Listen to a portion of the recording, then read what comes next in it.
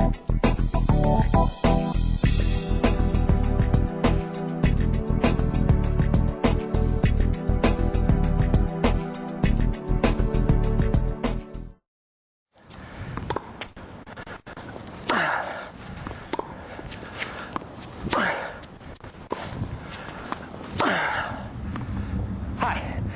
Randy Ardenfriend.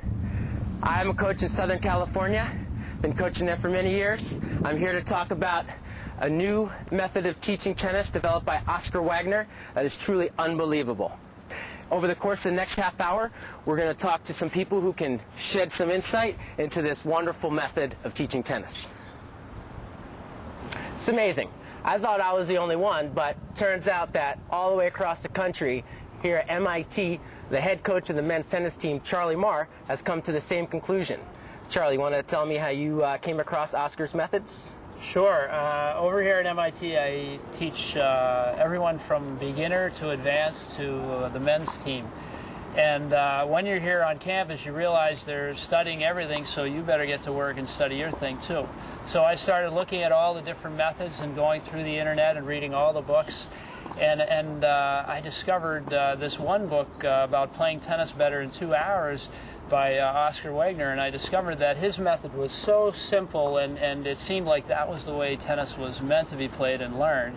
So I just ordered the books and tapes and started working with it here and trying it with a few beginners in the beginning and working on my own game, and I've had great results. And what do you like best about this method?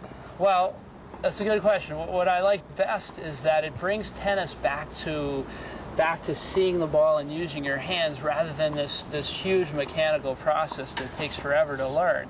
And you get a better feel for the game. You can be more creative on the court with hitting the ball, you know, and moving around the court. It's just it's a much more natural way of playing, I think.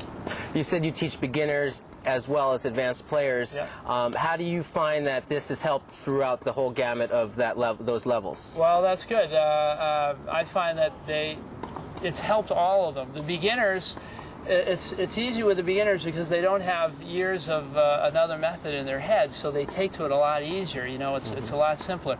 With the more advanced players, you have to work it in slowly. I mean, it works just as well for anybody, but with the advanced players, they have so many years of the other stuff. It takes a few minutes, and you have to show them and explain to them why this is a simpler way to play, and then it catches on.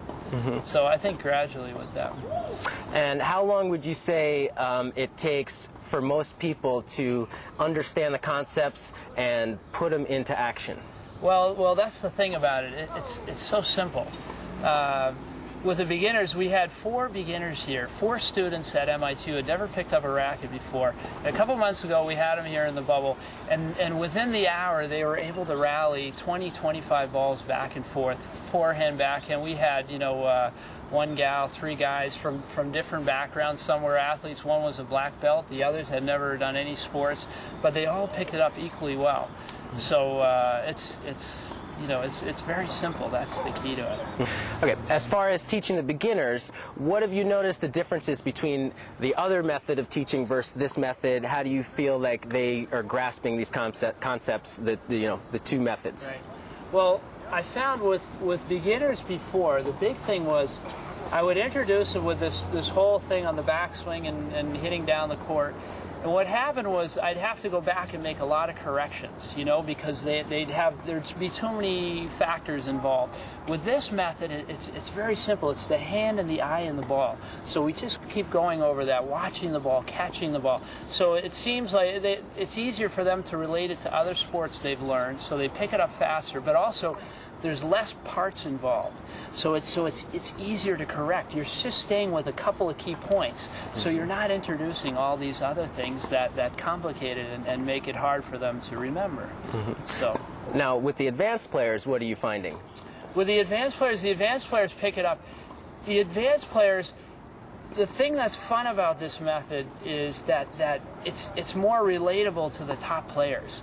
So we get to talk more about how Federer hits the ball, how Agassi hits the ball, how Sharapova hits the ball. So the thing with this method is they get to feel like the pros more.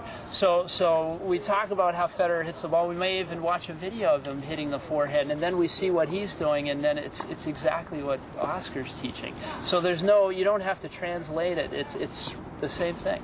And how about yourself? How has it affected your game? Well, it's affected my game quite a bit. I found that I had way too much backswing before, and that it took me a long time to get my timing when I got on the court. Once I got on the court, if I was playing 3 days, 4 days in a row, no problem. But with this method, it's a lot easier to come out and just see the ball and finish the stroke. You feel like you're a player a lot sooner than with the other methods where you have to go through this long warm-up period. And you know what? If someday you're not feeling the ball, you just choke up on the racket a little bit and bring your hand closer to the ball, and you know, you're doing the same stuff that you'd be doing with a beginner, but it works for you. So it can work for anyone, I think. You know, Charlie, I've actually had the same results you've had. Why don't we go on the court and take a look at some of this stuff? Sounds great. All right, let's go. All right, Charlie, why don't we hit a few, and why don't you talk about a few of the main points of Oscar's method that really help bring this stroke together?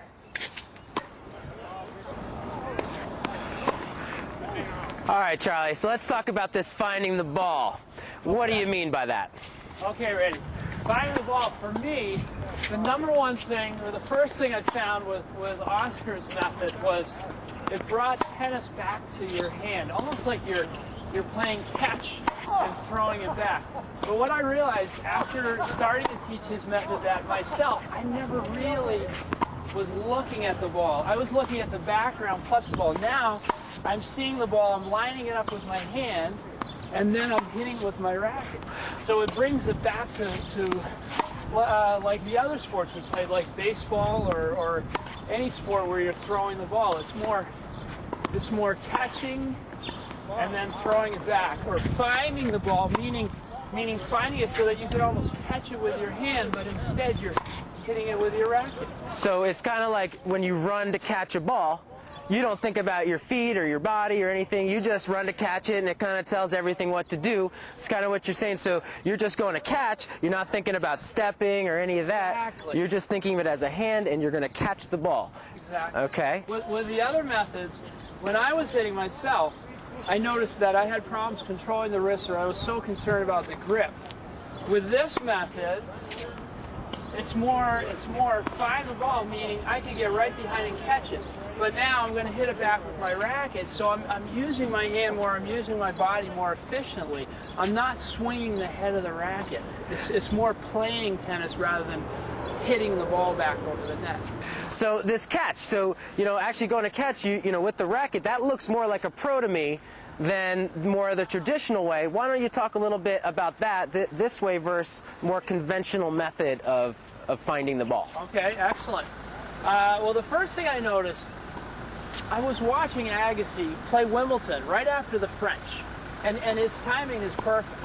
And I'm wondering, why is his timing good on any surface and I'm having trouble on the same old surface every day? So what I noticed with the conventional method, the racket was pulled back very early, and you're running with your racket back, and you're trying to track the ball at the same time, but you don't really know where your hand is or what it's doing. Mm-hmm. So with Oscar's method, I know you found the same thing. That tracking the ball and catching it, the minute the ball comes off his racket, my hand is out in front, and I know where my racket is, I know where the ball is. If I want to hit it any harder, I want to generate any more pace, then I'll draw it back before I hit. It's more of a natural swing, so you get much better timing. So the power, the harder you hit, it makes you want to bring the racket back, kind of like punching something. Like if you're going to punch something, the harder you punch it, the more you're going to pull back. Same idea here. So you're more or less waiting for the ball, and the harder you hit it, it'll make you pull back without even having to worry about it. Exactly, exactly. Let me show you what we're talking about.